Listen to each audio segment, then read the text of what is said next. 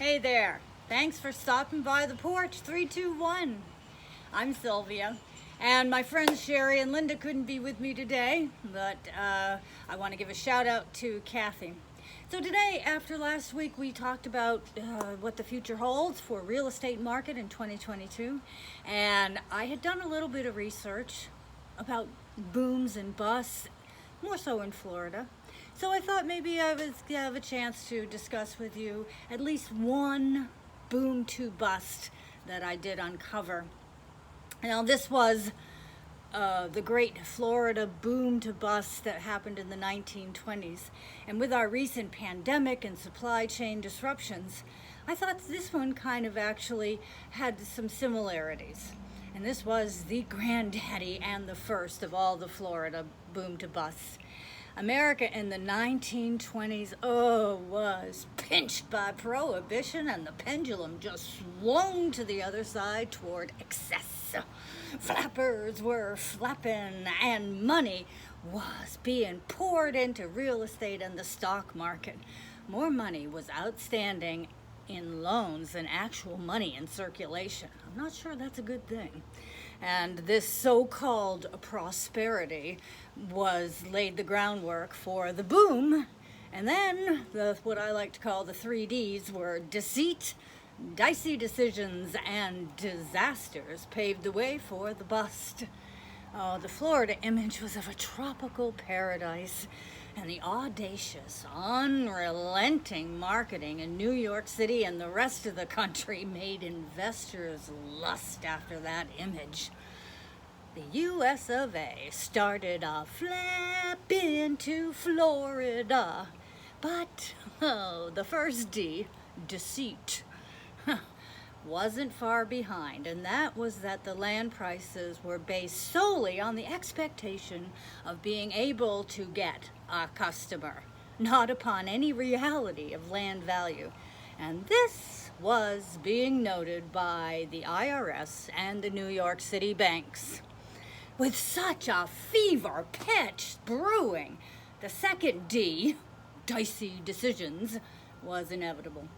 The developers received their building supplies to build the homes and structures mostly by railway. Don't forget, this is in the 20s. But they neglected to plan for warehousing of said building supplies. And so they used the Florida rail cars from the train as their warehouse. They took it off the tracks. Well, the Florida East Coast Railway Company was forced to restrict shipments of building supplies and materials to the South Florida because, they had a shortage of rail cars. So, the developers, they focused their attention on the ships. Except there were not enough docks to handle the traffic. At one point, there were 31 ships laying in wait to get to a dock to unload in Miami. Meanwhile, the boom was actually in decline, but nobody really knew that at the time. Don't forget, we're in the 1920s. Information is not instantaneous. So this fact was way ahead of the public perception. And I believe it was the savvy investors that started reining and pulling back, and they stopped the buying. But the settlers were still a-flapping down to Florida, and they were going to make their fortune quick in the South in paradise. Well, the IRS and the New York banks were not just sitting idly by up north, and word started to brew. So the Florida governor at the time traveled to New York City to do damage control. But by 1926, really the damage had already been done, and people had stopped making payments to the banks. The final knockout blows were in the form of the third D, which is disaster. The first was a man-made disaster when a schooner capsized in Miami Harbor and effectively caused a 6-week blockade. The second, and the most devastating blow, was a natural disaster in the form of a Cat 4 hurricane. It just hit Miami right head on. And many of those newbie settlers who had never been in a hurricane, didn't know what to do in a hurricane, and more importantly, didn't know what not to do in a hurricane, they perished. The image of Florida as paradise was lost.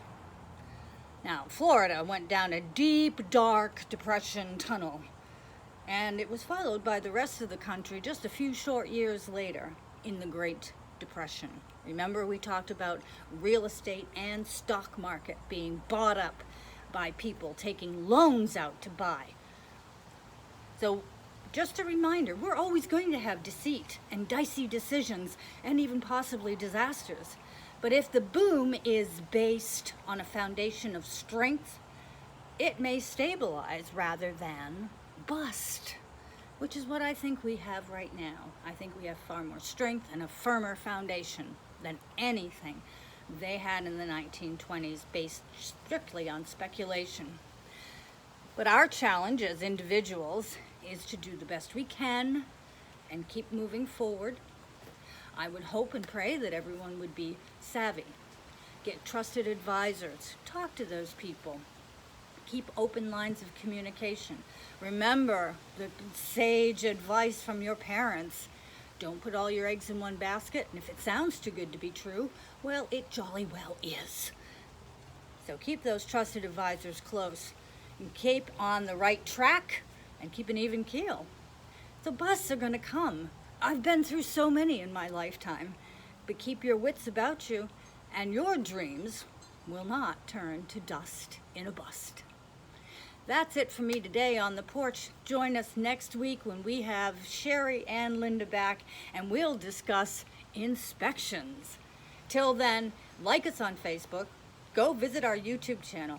We will see you at the porch. Thanks for stopping by next week.